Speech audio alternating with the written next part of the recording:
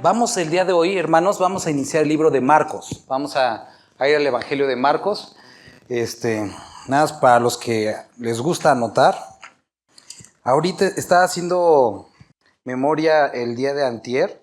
Llevamos ya en esta segunda vuelta a la Biblia el libro.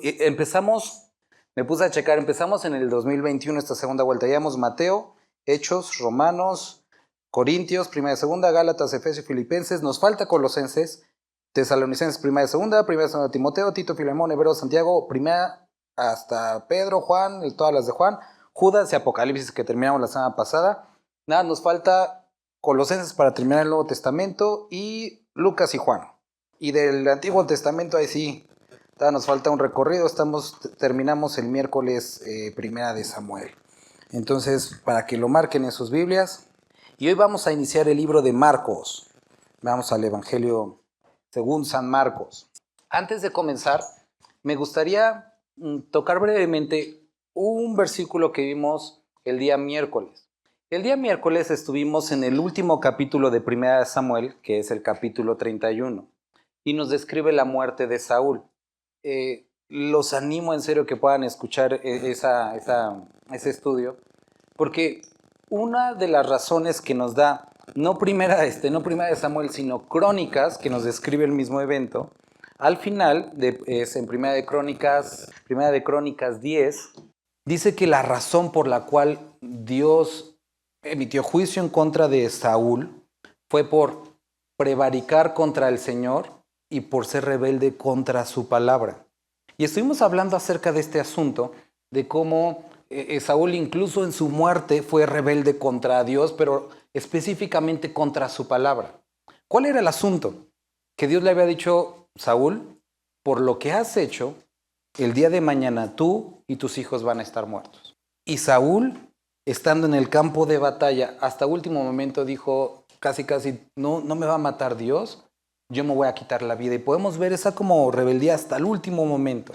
Hablábamos de dos asuntos que nosotros podemos encontrar en Hebreos que habla acerca de la fe. La fe es basada en quién es Dios o qué ha dicho Él de sí mismo, y la otra basada en sus promesas, su naturaleza o carácter y sus promesas. Podemos depender de Él. Y les decía a los hermanos, sabiendo quién es nuestro Dios, si Saúl se hubiera arrepentido, Dios lo hubiera perdonado. Que le hubiera evitado no la muerte, eso no lo sabemos, pero lo hubiera perdonado, porque eso es lo que describe su palabra. Van a decir, ¿qué tiene que ver con esto? Lo que tiene que ver es que el día, a donde llegábamos esto y hablábamos de la veracidad de la palabra en el capítulo 31, porque lo malo que Dios le dijo a Saúl se cumplió, pero también lo bueno. Saúl experimentó tanto las bondades y misericordias de Dios como el juicio. Y las dos cosas son reales. La palabra de Dios es cierta, es verdadera. Estuvimos estudiando como paralelamente el libro de Salmos. Salmo 19, en el versículo 17 dice: la ley de Jehová es perfecta, que convierte el alma. Y después decía sus juicios, sus testimonios, sus preceptos, y habla de su veracidad, de su fidelidad, que no cambia. Y cuando ahorita empecemos el libro de Marcos, me gustaría que volviéramos a recordar este asunto. Nos acercamos a la palabra, no como, para tener consejos de vida, para éxito. Eso es lo que hace alguien insensato. Nosotros nos acercamos a la palabra para someternos a Dios. Ese es el asunto y que también estuvimos estudiando tanto en Apocalipsis y lo vimos en Samuel. Muchos conocen la Biblia, muchos conocen de Dios, pero no se someten a Él. Y entonces da igual. Y si vamos a leer algo que Jesús hizo, es porque vamos a creer que Él lo dijo y lo hizo. Si no, no tiene caso como acercarnos, voy a formularme un juicio. Eso es lo que Jesucristo dijo de Él y que Él hizo. Entonces, nada más quería decirles eso para comenzar. Ahora sí, vamos a Marcos capítulo 1. Padre, gracias te damos por esta oportunidad que nos das de iniciar este evangelio. Te rogamos que hables a nuestros corazones, Dios. Te suplicamos que nos ayudes a ser obedientes a tu voz y a poder ser animados por ti. Bendito eres. Amén. Sale. ¿Alguien me podría ayudar a leer, por favor, versículo 1 y versículo 2? Gracias, hermano. El libro de Marcos fue escrito por Marcos. Tenía dos nombres y lo podemos ver en el libro de Hechos. Era Juan Marcos. Tenía un nombre griego o romano y un nombre hebreo.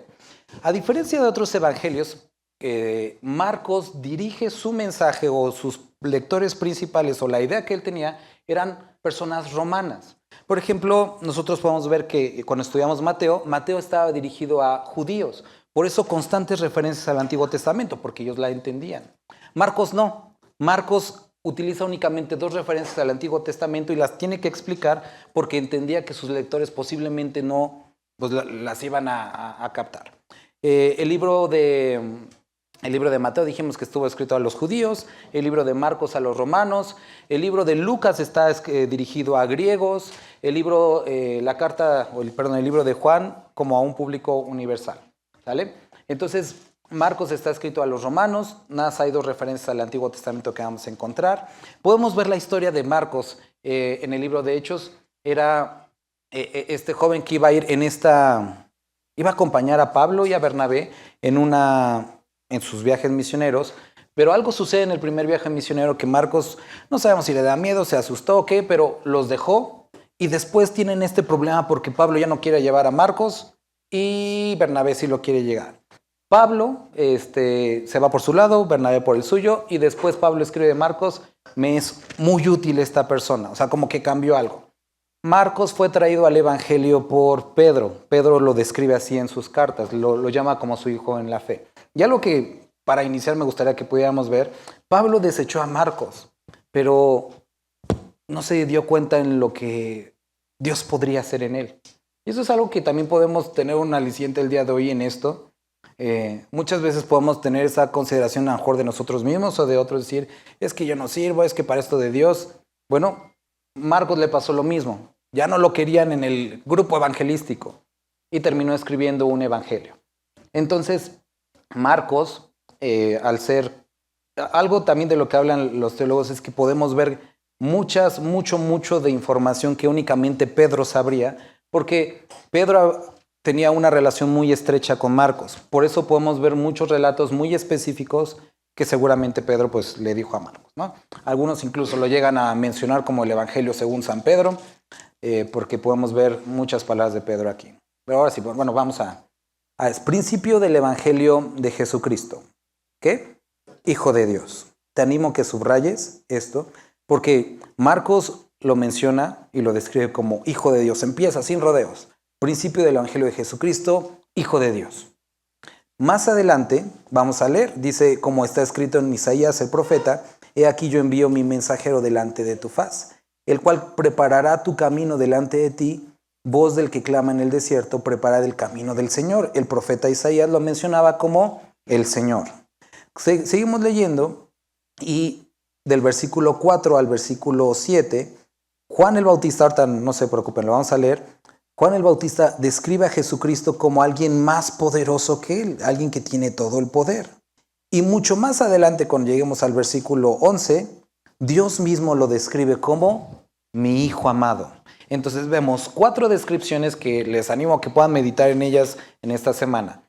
Marcos lo menciona como Hijo de Dios, los profetas lo mencionan como el Señor, Juan el Bautista lo menciona como alguien que tiene más poder o todopoderoso, y Dios mismo da testimonio de Jesucristo diciendo, mi Hijo, el Hijo de Dios, todo poder y el Señor. Esta es una forma en la que está empezando este libro a describir a Jesucristo. Una de las intenciones de Marcos a través de su evangelio es presentar a Cristo como un siervo perfecto. No hace menos su deidad ni su propósito, pero quiere resaltar esta característica. Cómo se ve un verdadero siervo. Y haríamos bien en ir anotando estas cosas porque nosotros somos servidores de Dios y vamos a ver mucho de estas características en Cristo. Ok, como está escrito en Isaías el profeta, he aquí yo envío mi mensajero delante de tu faz, el cual preparará tu camino delante de ti, voz de que clama en el desierto, preparad el camino del Señor, enderezad sus sendas. Bautizaba a Juan en el desierto y predicaba el bautismo del arrepentimiento para perdón de pecados. El bautismo de Juan era ¿para qué? Para arrepentimiento. Y salían a él toda la provincia de Judea y todos los de Jerusalén eran bautizados, y por él en el río Jordán, confesando sus pecados. Y Juan estaba vestido de pelo de camello y tenía un cinto de cuero alrededor de sus lomos, y comía langostas y miel silvestre, y predicaba diciendo: viene tras de mí el que es más poderoso que yo, a quien no soy digno de desatar encorvado la correa de su calzado. Yo a la verdad os he bautizado con agua, pero él os bautizará con Espíritu Santo. Aconteció en aquellos días que Jesús vino de Nazaret, de Galilea, y fue bautizado por Juan en el Jordán. Y luego, cuando subía del agua, vio abrirse los cielos y el Espíritu como una paloma que descendía sobre él. Y vino una voz de los cielos que decía: tú eres mi Hijo amado, en quien tengo complacencia. La pregunta aquí que muchos se hacen es: ¿por qué Jesucristo necesitaba bautizarse o por qué se bautizó? Bueno, tenemos que entender qué es el bautismo o qué es bautizar. El bautismo, nosotros lo vamos a ver descrito nuevamente más adelante, es una muestra externa, es algo físico que hacemos como evidencia de algo que ya pasó en nuestro corazón. Las personas primero creían, después se bautizaban. Y podemos ver en las Escrituras que la fe viene por el oír la palabra de Dios y que la salvación viene por poner nuestra fe en Cristo Jesús. Entonces, si tú pones tu fe en Cristo Jesús, lo natural sería bautizarse.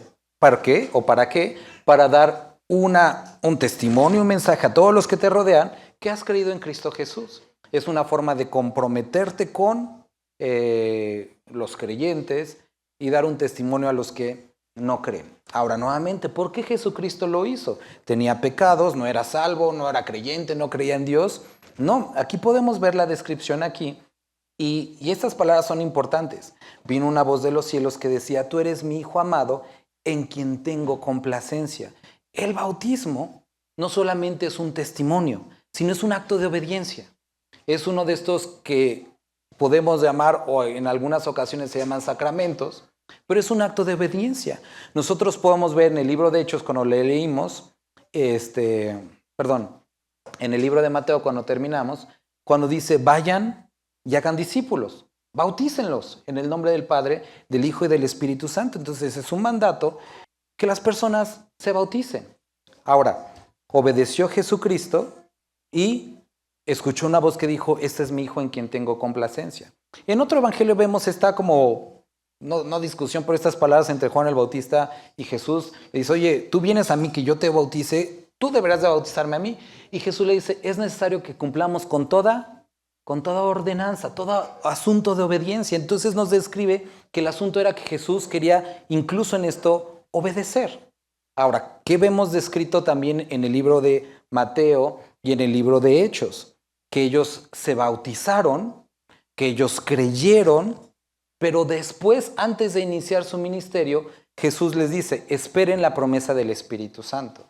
Hemos hablado que existen estas relaciones con el Espíritu Santo antes de nuestra conversión, que está alrededor de nosotros convenciéndonos de justicia, juicio y pecado; durante la conversión, que es cuando viene a morar con nosotros; y después una experiencia posterior, que es la llenura del Espíritu Santo. Nosotros vemos descrito aquí: Jesús obedeció y hubo este testimonio visible, palpable para los que estaban ahí, de la llenura del Espíritu Santo. Jesús no tenía el Espíritu Santo, no es que no lo tuviera, porque cuando estuvimos estudiando Apocalipsis, en los primeros capítulos, hacíamos referencia a esta profecía de Isaías, donde dice que en él habitará la plenitud del Espíritu, espíritu de mansedumbre, espíritu, y nos los describe estos 7 como características del Espíritu. Entonces, ¿por qué? Porque era necesario un testimonio. A ver, van a decir: se está volviendo muy académico esto. Necesitamos entender. ¿Qué nos está diciendo acerca de un verdadero siervo? Un verdadero siervo es aquel que obedece a aquellas cosas que para los demás pudieran parecer simples, pero que no lo son. Porque la obediencia nunca es simple. La obediencia nunca puede ser menospreciada. Y queridos hermanos, por eso también iniciaba con este asunto de la palabra. El día de hoy existen peleas, discursos, argumentos tan absurdos en las redes, en los ambientes académicos cristianos, de cosas tan absurdas, de las cuales El Espíritu Santo advirtió en el libro de Timoteo, no te enredes con esas discusiones. Que si Jesucristo, ¿en qué grado era Dios? ¿En qué momento se convirtió Dios? Si fue antes de la cruz, si fue después de la cruz. Si el pueblo de Israel es verdaderamente el pueblo de Dios, entonces ¿qué sección? ¿Qué parte? Y empezamos como a querer como preguntarnos qué parte de la Biblia es real, en qué circunstancia, bajo qué contexto.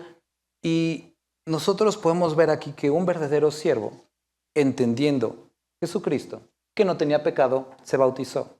Y que tenía el Espíritu Santo, esperó la aprobación del Padre. ¿Por qué? Porque era necesario para testimonio de nosotros. Hay muchas áreas en el cristianismo, hay muchas áreas en nuestra obediencia a Dios, que no necesariamente todo tiene que ver con nosotros, sino en el testimonio a los demás. ¿A qué me refiero? No sé si recordarán, Hechos capítulo 14 y 15, describe todo este asunto de si los gentiles se debían de circuncidar o no. ¿Qué circuncidar? Es quitar bueno, creo que todos entienden, la esa del prepucio, ¿no? Y los judíos lo tenían como ordenanza, pero ellos decían, bueno, los cristianos lo deben de hacer, y había una presión sobre los nuevos creyentes que eran gentiles. Y se llega a la conclusión de que eso no es necesario. Y ya, los hombres gentiles descansaron y dijeron, nos libramos. El asunto es que capítulos después, Pablo le da la instrucción a Timoteo que se circuncide. Y uno dirá, Pablo, ¿qué no escuchaste? Pablo mismo fue el del argüente de decir, oye, eso no es necesario. ¿Pero por qué lo hizo? Porque había la necesidad de compartir en la sinagoga. Y de esa manera sería mucho más fácil. Vemos a Pablo escribiendo acerca de la comida, de la bebida, diciendo, oye, que nadie te juzgue de estas cosas. Pero, si tu comida le es ocasión de caer a tu hermano, no lo hagas. Y nosotros podemos encontrar que ciertas áreas de obediencia no tienen que ver con algo que necesariamente nos va a beneficiar o que de alguna forma nos va a hacer mejores delante de Dios, porque eso no existe, sino va a ser a favor de los demás. Y queridos demás, necesitamos pensar que como siervos de Dios, que servimos a las personas y que queremos presentar el mensaje de fe, hay ciertas cosas que tenemos que hacer o dejar de hacer.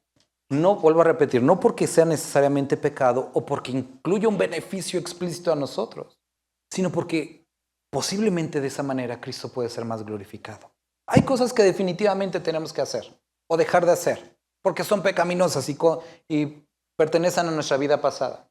Pero hay cosas que nosotros legítimamente podríamos decir, tengo derecho a, pero ¿puedes ceder ese derecho? Ahorita cantábamos esto. Ahorita la última canción que cantábamos, que está basada en Filipenses, hay en vosotros el mismo sentir que hubo en Cristo Jesús, el cual, siendo en forma de Dios, no estimó el ser igual a Dios como cosa que aferrarse. Es decir, él era algo, y sí era algo, era todo, pero para poder relacionarse con nosotros, dejó esa parte para poder hacerse una forma en la que se pudiera relacionar con nosotros. Y dice, y se hizo hombre. Y muchas veces para servir a Dios vas a tener que entender quién crees tú que eres, cómo te percibes. Y no digo de estos rollos ya saben de esos rollos, sino ¿qué piensas tú quién eres? El ingeniero, el doctor, no sé. Y muchas veces eso va a tener que ser cedido a Dios para poder traer gloria a Él. Otro ejemplo, vemos el ejemplo de Moisés. Y Moisés es un claro ejemplo de un hombre formado en un lugar privilegiado. Moisés es un ejemplo de una persona con deseo de servir a Dios, pero que tuvo que llegar a esta posición de pastor. Y recuerden, los egipcios odiaban a los pastores. Y ahí está siendo pastor y se encuentra con Dios. Y Dios le dice, Moisés, ¿qué tienes en la mano? Es una vara, aviéntala. Y cuando estudiamos esta porción veíamos que lo que nosotros, nuestras capacidades, nuestras habilidades, nuestros talentos en nuestra mano, lo avienta y se convierte en una víbora y lo quería morder. Pero después Dios le dice, ahora levántala por la cola, lo cual no se debe de hacer porque se voltea y te muerde. Lo levanta y dice, con esta vara harás mis milagros. Vemos nuestros talentos, nuestra vida cedida a Dios, sometida a Él, y entonces puede serle útil. Antes es un riesgo. Sometida a Él puede serle útil. Y vemos que nuestro Señor Jesucristo, no teniendo pecado ni necesidad de bautizarse, teniendo al Espíritu, pasó por este proceso para que fuera evidente a los demás que Él cumplió toda ordenanza. Y no solo eso, hubo un testimonio público de la llenura del Espíritu Santo sobre su vida. Las personas podrían decir, no sabemos, no entendemos bien cómo explicarlos, pero pasó. Y muchas veces así sucede. Las personas no tendrán las palabras para explicarlo, pero los frutos no pueden negarse que tenemos una relación con Dios. Ok, oí una voz de los cielos que decía, tú eres mi hijo amado, en ti tengo complacencia. Una anotación adicional, y no es como, ya sabe el pastor que no me bauticé, no es eso. Pero si tú legítimamente has creído en Cristo Jesús, lo consideras tu Señor y Salvador, ¿por qué no bautizarse? O sea, y a veces cuando hablo con algunos me dicen, es que pues voy a esperar. O sea, vas a esperar si sí te convence bien o vas a esperar que se... O sea, no entiendo a veces, pero es un testimonio. Y algunos dicen, es que no sé qué vaya a pasar. Es que lo que tenía que pasar ya pasó, si es que recibiste a Cristo. Que fueras traído de las tinieblas a su luz admirable, eso ya pasó. El bautismo es algo externo, un testimonio público de algo que Dios ya hizo en tu corazón. Entonces, yo te animo a que te bautices. Ay, pero hace frío, le echamos agua caliente, no te preocupes. Versículo 12. Y luego el Espíritu le impulsó al desierto y estuvo allí en el desierto 40 días y era tentado por Satanás y estaba con las fieras y los ángeles le servían. Y esta porción a mí me encanta, pero desafortunadamente el día de hoy viene muy corta y hemos enseñado y dicho que cuando Dios quiere hablarnos de algo nos los pone. Y lo que hoy quiere mostrarnos en esta descripción, porque nos faltan muchos detalles, ¿no? Pero para eso podemos leer los otros evangelios. Pero dice que luego el Espíritu, ese Espíritu que hubo como evidencia, ¿qué? Le impulsó al desierto. En el libro de Marcos no nos menciona para ser tentado, sino en el desierto. ¿Qué hizo en el desierto? Ayunó 40 días y estaba en búsqueda de Dios. Entonces podemos ver que lo que hizo el Espíritu Santo fue impulsarlo a este lugar en el que tendría este encuentro con Dios, buscar a Dios. ¿Qué es lo que hace Satanás en esa búsqueda de Dios? Tentar.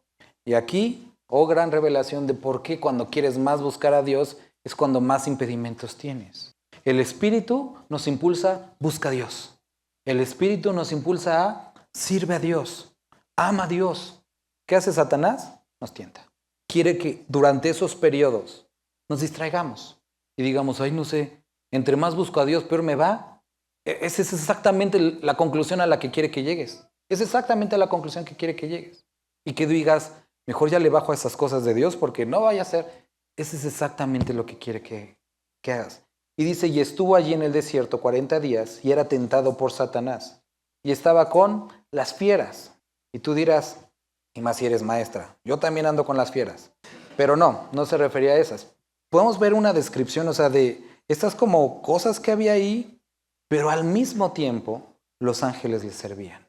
Y vemos esta descripción de Jesús buscando esta relación con su Padre, Satanás tentando, las cosas físicas estando ahí, los problemas de la vida normales estando ahí, pero Dios no olvidándose de su Hijo. Y nosotros podemos ver, ¿recuerdan? En la otra descripción de Mateo, que Dios estaba con él, la palabra estaba con él, recordando Dios la palabra y Jesús diciéndola en el momento exacto. ¿Qué tenemos que ver aquí y qué me gustaría, si gustas, que pudieras anotar? El Espíritu lo llevó al desierto para tener comunión con el Padre. Satanás intenta aprovechar estas oportunidades en la vida del creyente para desanimarlo. Muchas veces nos vemos rodeados con los asuntos normales de la vida, como son estas fieras, pero Dios no se olvida de nosotros. Hermanos, que no se nos haga raro los problemas de la vida. Muchas veces decimos, pero Dios, ¿por qué pasó esto cuando quiero servirte? Es normal. Ayer me lo volvió a recordar Dios, ¿no?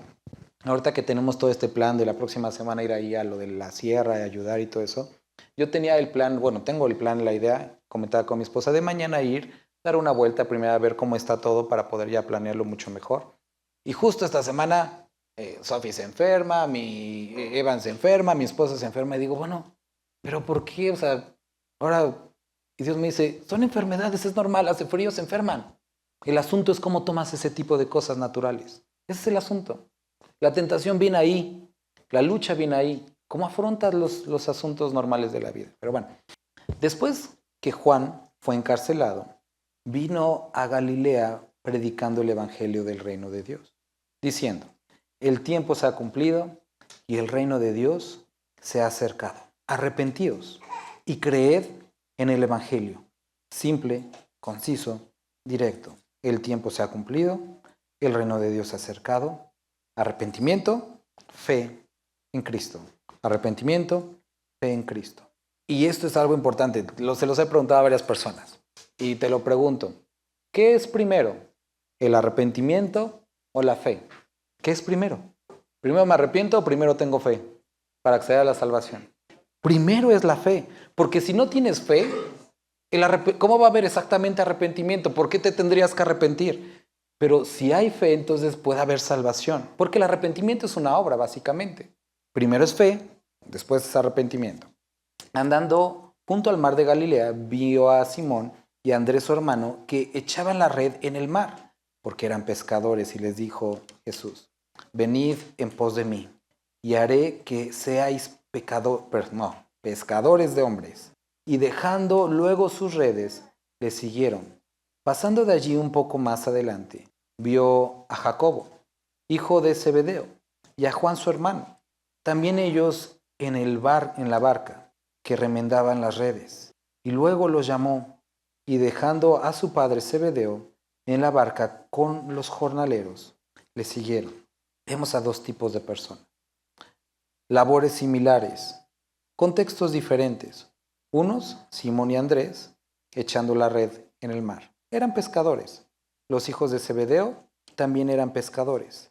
La diferencia es que unos eran, vamos a decir, como pescadores, pues no tenían tantos recursos, pero en el caso de los hijos de Zebedeo eran personas que para la época eran muy bien acomodadas porque tenían jornaleros y tenían redes y tenían barcas, plural. Quiere decir que eran personas con muchos recursos. Y ambos tuvieron que dejar.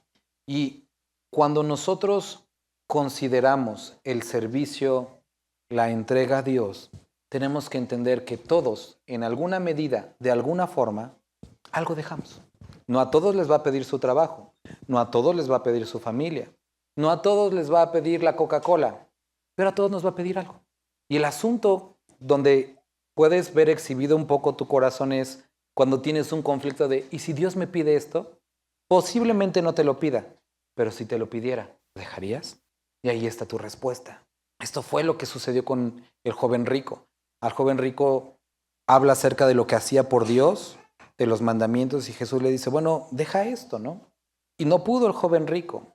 Y los discípulos dicen, oye, pero nosotros sí hemos dejado. La cosa con el joven rico era que su Dios no era básicamente Dios, eran las riquezas. Y por eso en su caso muy particular le pidió esto.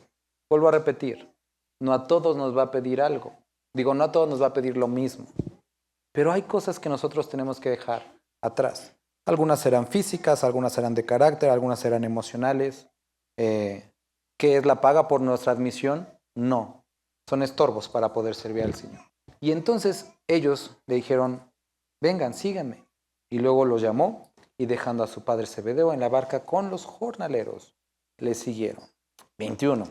¿Alguien puede ayudarme a leer el 21 y 22? Pero había en la sinagoga de ellos un hombre con espíritu inmundo, o sea, estaba endemoniado, que dio voces diciendo, pero bueno, no lo dijo así como todo con flojera, ¿no? Sino lo dijo gritando.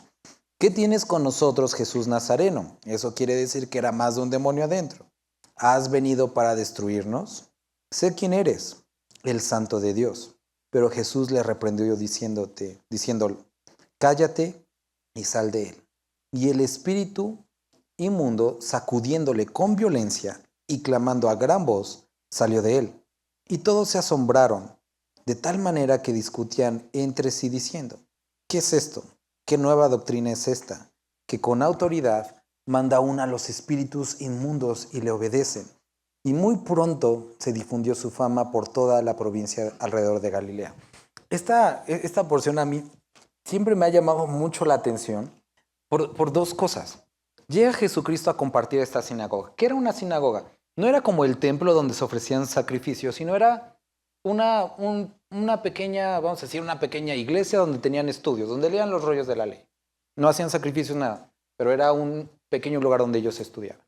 ¿Cómo se conformaba una sinagoga? Si en un lugar había más de 10 varones judíos, se tenía que empezar un estudio y tener esta sinagoga. Entonces tenían su sinagoga. Pero interesantemente, uno de los que asistían a escuchar la lectura de la Biblia estaba endemoniado.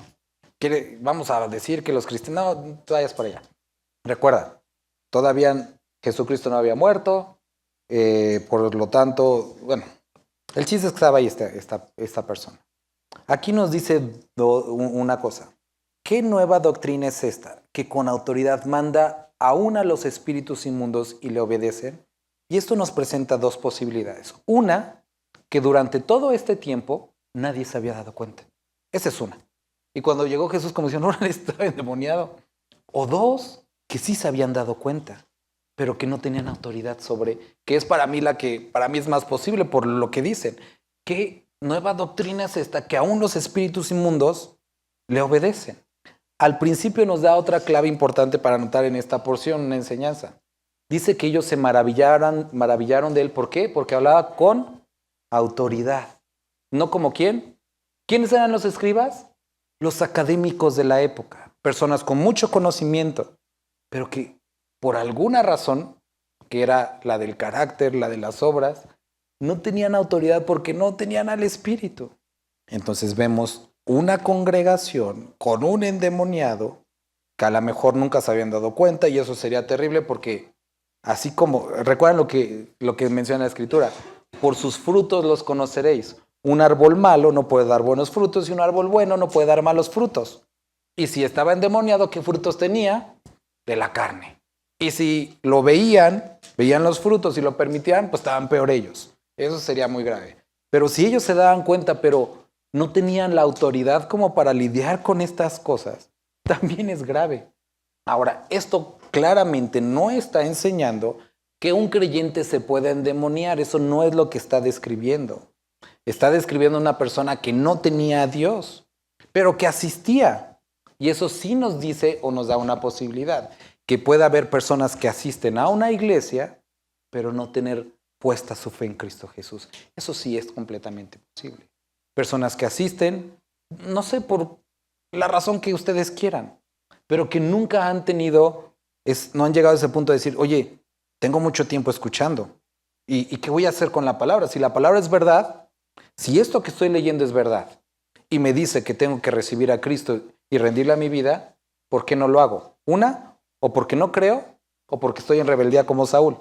Dos, si Dios es real y Él me dice que el camino al que voy es a la muerte eterna, pero que Él dio una forma para poder ser salvado, que es a través de Cristo Jesús, y poner mi fe en Cristo Jesús, y no lo hago, ¿es porque no creo en Dios o porque estoy en rebeldía contra Él?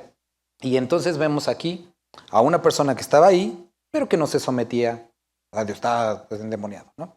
Y después, cuando percibe o se da cuenta de que está Jesucristo ahí, la oscuridad se revela. ¿Qué es lo que hace la luz? La luz disipa las tinieblas. ¿Qué es lo que hace la sal? La sal persevera o evita que las cosas caigan en corrupción. Jesucristo escribe, una luz no se pone debajo de una cama, se pone arriba para que pueda alumbrar. Y esto es lo que hace la luz de Cristo en nuestras vidas. Incomoda las tinieblas. Por eso tienes conflicto cuando lees la palabra, porque áreas en las que no han sido tratadas se conflictúan. Por eso es que muchos dicen, ay, ya no me hables de tus cosas de Jesús, porque hay un conflicto, una lucha entre lo que es carne y lo que es del Espíritu. ¿Qué es lo que debe de pasar en una iglesia si se predica la sana doctrina? ¿Qué debe de pasar? Debe haber una transformación. ¿Por qué? Salmo 19, la ley de Jehová es perfecta, que convierte el alma. Debe de haber algo. Y si una persona me dice, hermano, en este momento estoy teniendo la mejor relación con Dios en toda mi vida, pero andas en pecado, mientes. Eres un mentiroso o una mentirosa. ¿Por qué? Es lo que dice el libro de Juan. Si dices que tienes comunión con Él, pero andas en tinieblas, la luz de Dios no está en ti. Y esto es lo que nosotros vemos. Estaba ahí, leía, pero en el momento que Cristo se presentó, esas tinieblas incomodaron. porque fue evidente la oscuridad que había en él. Entonces le dice, ¿has venido para destruirnos? Sé quién eres, el Santo de Dios. Pero Jesús le reprendió diciendo, cállate y sal de él. Y aquí tenemos que recordar lo que pasó anteriormente. El Padre dice desde los cielos, este es mi Hijo en el que tengo complacencia. Los demonios dicen desde la tierra, tú eres el Santo de Jehová. ¿Era verdad o no era verdad? Sí era verdad. Pero Jesucristo no buscaba la aprobación de los demonios, sino la del Padre.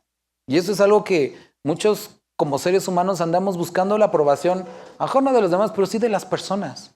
Y como siervos queremos, a ver si me vieron los hermanos que sí le trapié aquí. O sea, ese no es el asunto. Y muchos, aunque lo entendemos, lo decimos, no busquen la aprobación de las personas, busquen la de Dios. Nuestra vida muchas veces gira en torno de esa búsqueda de aprobación. Y el problema es cuando está en conflicto la opinión pública con el deshonrar a Dios. Saúl, y estuvimos viendo en Samuel, Dios le da una orden, Saúl la desobedece. ¿Por qué? Porque el pueblo se le rebelaba. Y todo el tiempo esa fue la constante. Dios le decía algo, Saúl hacía lo contrario. ¿Por qué? Porque buscaba la aprobación de las personas. ¿Y qué descubrió ahí? Que su Dios no era Jehová. Su Dios eran las personas. Era su propio ego, sus deseos, su reino. Y hermanos, esto pasa mucho. Porque podemos decir, yo no busco la aprobación de las personas. Es más, no me interesa lo que digan las personas. Mira, me voy a salir con mi pijama de dinosaurio para que veas que no me interesa lo que dicen las personas. Primero, eso da como cosa porque se cochina todo afuera y bueno, vas a tu cama, pero bueno. El asunto es cuando hay ese conflicto, cuando está en peligro o tu reputación, o tu empleo, o tu credibilidad. ¿Qué es lo que haces en esos momentos de conflicto? ¿Quién gana? ¿Las personas o Dios? Y aquí Jesucristo, sin ningún problema, le dice al demonio, cállate y sal de él. No buscaba el reconocimiento porque tenía el reconocimiento de Dios. Y la autoridad que él tenía proviene de Dios. Y pregunta para nosotros, ¿la autoridad con la cual hablamos a las personas de dónde proviene? ¿De nosotros o de Dios? Y es obvio, es de Dios. Pero si es de Dios, ¿realmente estás representando a Dios o tus intereses? Al salir de la sinagoga, vinieron a casa de Simón y Andrés con Jacobo y Juan. Y la suegra de Simón estaba acostada con fiebre y enseguida le hablaron de ella.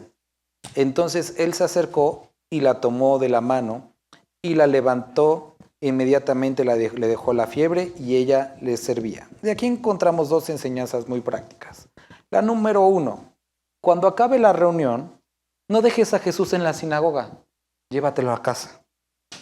Ellos salieron de la sinagoga y se fueron a comer.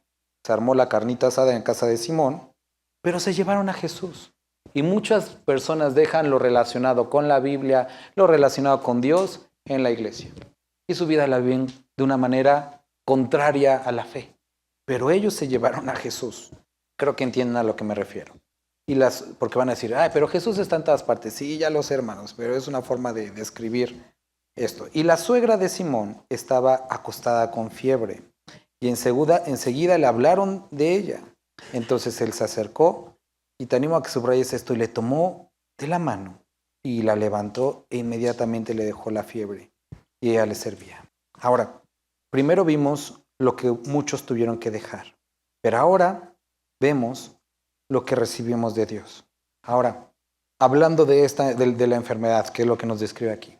Si tú en la actualidad tienes algo relacionado con un tema de salud, y tú le pides a Dios, sáname, cambia esto, pero una vez que eres sanado, que eso que le estás pidiendo es cambiado, ¿te vuelves a tus actividades? Tuvo algún propósito. Aquí ella fue sanada y empezó a servir a Dios. Pero muchas personas, cuando Dios les da aquello que han estado pidiendo, se olvidan de Dios. Y entonces nos preguntamos si realmente fue una bendición. He encontrado muchas personas que estuvimos orando tiempo por un trabajo, tienen el trabajo y dicen, hermano, es que ya no puedo ir porque el trabajo. Piden mucho tiempo una casa, pero es que no me ensucien, está muy limpio y ya no está para el servicio del Señor. Y la salud, pedimos la salud, pero ahora la vida, cuando recordamos recuperamos la salud, ya no tiene que ver con Él. Algunos que piden por sus hijos, pero ahora que los recuperan no son para el Señor, sino son para ellos. Tenemos que pensar en esto. Si aquello que estamos pidiendo al Señor realmente va a ser para Él. Y vemos un ejemplo en Abraham. 20 años estuvo pidiendo un hijo, esperando la promesa. Dios se lo da y le dice, ahora entrégamelo. Y uno dice, ¿no que eso de dar y quitar no se debe de hacer? Dios estaba probando el corazón de Abraham, no para saber, sino que él supiera si Abraham amaba a Dios o sus beneficios. Y muchas veces a través de esto nosotros podemos descubrir si amamos a Dios o únicamente sus beneficios. Y entonces recuperó la salud y entonces dijo, ¿para qué otra cosa querría salud si no es para dedicar mi vida para ti? Estaba hablando hace tiempo con una persona que le estábamos compartiendo y nos empezó a presumir como heridas de guerra. Es que ya tenía tres puñaladas aquí, un balazo por acá, unas rajadas por acá. Y yo dije, no manches, este cuate, ¿de dónde anda, no? Pero nos estaba diciendo, mira, mira. Y le dije, oye, ¿te has preguntado por qué estás vivo? Porque, digo, teniendo lo que tienes, tendrías que estar muerto. ¿Para qué Dios te conservó en esta tierra? ¿Cuál es el propósito detrás de todo esto? Y eso es algo que los animo a que nos podamos preguntar el día de hoy. Si Dios te ha salvado, te ha librado de una enfermedad, te ha dado algo, ¿para qué? Cuando llegó la noche, luego que el sol se puso, le trajeron todos los que tenían enfermedades y los endemoniados, y toda la ciudad se agolpó a la puerta y sanó muchos que estaban enfermos de diversas enfermedades y echó fuera muchos demonios. Y no dejaban hablar a los demonios, no dejaba hablar a los demonios porque le conocían. Y vemos lo mismo. Levantándose muy de mañana, siendo aún muy oscuro, salió y se fue a un lugar desierto y allí oraba y le buscó Simón y los que con él estaban y hallándole le dijeron, te buscan. Él les dijo, vamos a los lugares vecinos para que predique también allí, porque para esto he venido. Y predicaban en las sinagogas de ellos en toda Galilea y echaban fuera a los demonios. Y vemos a Jesús que se hace famoso porque puede sanar a las personas. Y viene, él se alejó a propósito para, aquí nos dice, se levantó de mañana, siendo oscuro, y se fue a un lugar desierto y estaba orando, comunión con el Padre. Pero estando orando, buscando a Dios, llega Simón, Pedro, y le dice, oye, hay asuntos que te ocupan, que te requieren. Y quiero ser muy claro porque luego ya me dijeron ahí que algunos andan usando lo que dije para otras cosas, pero aquí, ¿qué es lo que menciona? Había cosas fundamentales en la vida de Cristo Jesús. No quiere decir que sanar enfermos no eran, pero su propósito era la comunión con el Padre y predicar el mensaje. Y ellos decían, tienes cosas que hacer. Entre más busques a Dios, entre más decidas acercarte a Él, el mundo te va a querer convencer que hay ciertas cosas que tienen prioridad y que tienes que atender. Y tendrás que decidir. Voy a repetir, no estoy diciendo que dejen la escuela. No estoy diciendo que dejen a su familia. No estoy diciendo que se vayan a vivir de hippies. Estoy diciendo que si Dios te pide algo, eso lo hagas. No que el pastor te diga, no que tus deseos te impulsen, pero si Dios te lo pide, atiende aquello que Dios te esté hablando. Y eso puede ser lo que Dios te esté pidiendo. El asunto es que muchos, esta generación, se mueve por emociones. Es que sentí de Dios. No se trata de sentir. Se trata de estar convencido que hay un mandato, que hay una dirección. Es que esto me lastima. Como muchas otras cosas más. Pero se trata de una convicción que Dios dé dirección. Entonces, aquí Jesús tenía un mandato de su Padre, buscó al Padre, encontró ese mandato e hizo lo que tenía que hacer. Aunque Pedro le dijera, hay cosas que te necesitan. Quiere decir que habrá cosas que tengamos que dejar relacionados familia, trabajo, cosas. Puede ser, por supuesto que puede ser. Jesús lo dijo. ¿Cómo sabemos? Busca a Dios primero y encuentra el mandato de Dios. Y vamos a terminar con esto. Versículo 40. Vino a él un leproso, rogándole e hincada la rodilla, le dijo, si quieres, puedes limpiarme. Y Jesús, teniendo misericordia de él, extendió la mano y le tocó y le dijo, quiero, sé limpio. Cuando Jesús sana a la suegra de Pedro, tocó a la suegra de Pedro y le dejó la fiebre. En esa época, no por la palabra de Dios, sino por las costumbres, un rabí no podía tocar a una mujer. En esa época, por salud y porque percibían que ceremonialmente se contaminaban, una persona no podía tocar a un leproso, porque se enfermaba, se contagiaba. Pero Jesucristo tocó a la mujer que estaba enferma y al leproso, que recuerda, la lepra es en la Biblia una representación del pecado. Tocó al leproso que creía en él. ¿Qué debemos de entender aquí? ¿Quién es nuestro Dios y cómo podemos poner nuestra fe en él? Él dice que al corazón contrito y humillado él no rechaza. No importa qué tan feo se vea el pecado, como la lepra, Dios no está lejano a nosotros. Él no es de los que te dice, te perdono, pero no te hablo, te perdono, pero como que... No, él se acerca a nosotros y Él desea tener una comunión íntima con nosotros. Si quieres puedes limpiarme. Y Jesús, teniendo misericordia de él, extendió la mano y le tocó y le dijo, quiero, sé limpio. Como leproso, tenían que estar alejados más de 20 metros de las personas y cuando iba a pasar personas ellos tenían que gritar, impuro, impuro. Era algo feo y tenían que vivir fuera de las ciudades. Y este leproso rompe todos estos protocolos y se acerca a Jesús porque creía que él podía hacer algo por él.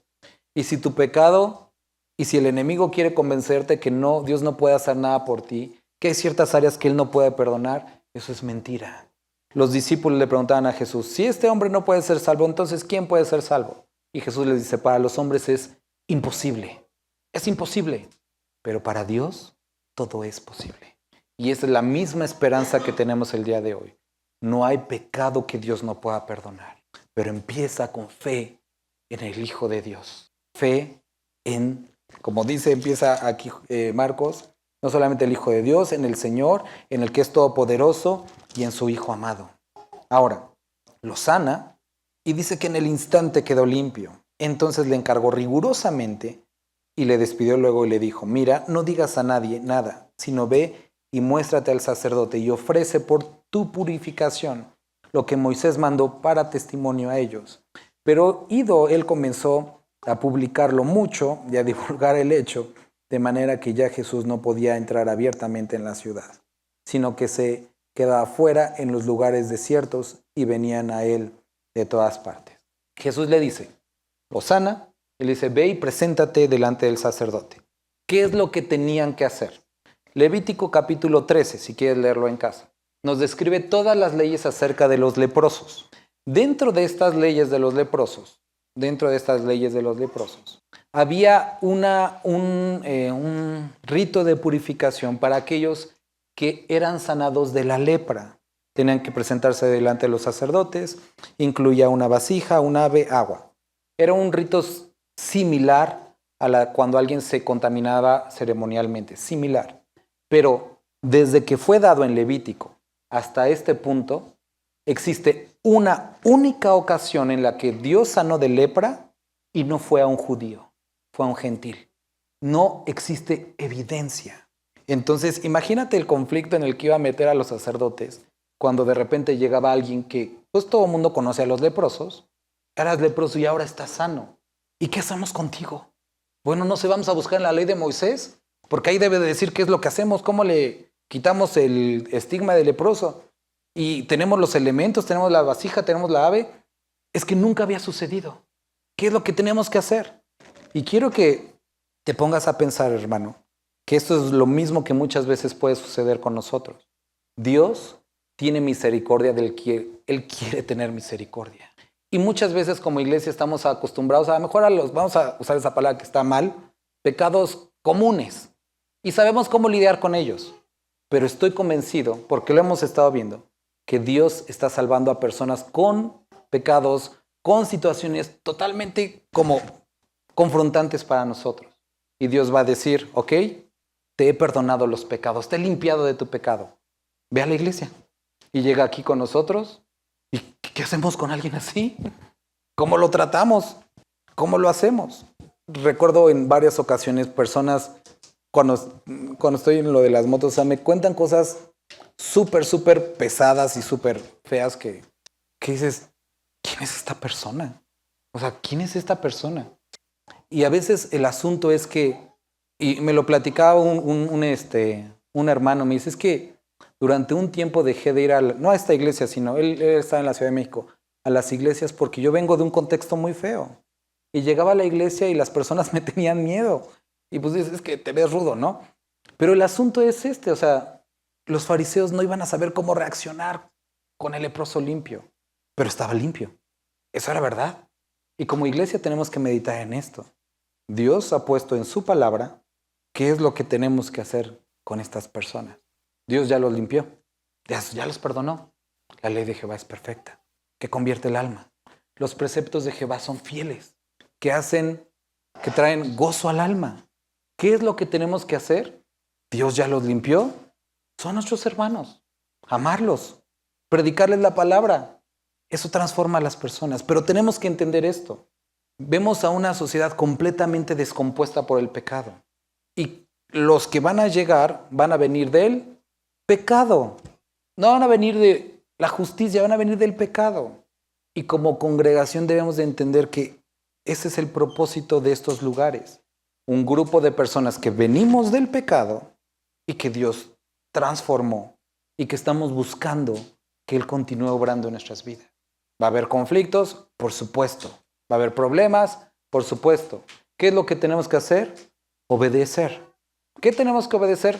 Varias cosas, pero en específico de lo que estamos leyendo el día de hoy, ve y haz discípulos. Un discípulo no es dar folletos. Discípulo es, le predicas, él se convierte, le enseñas la palabra. Ve y haz discípulos. Bautízalos en el nombre del Padre, del Hijo y del Espíritu Santo. Enséñales que guarden todas las cosas. Discipulado. Leer la palabra juntos. Crecer en el Señor. ¿Qué es lo que tenemos también nosotros que ver aquí?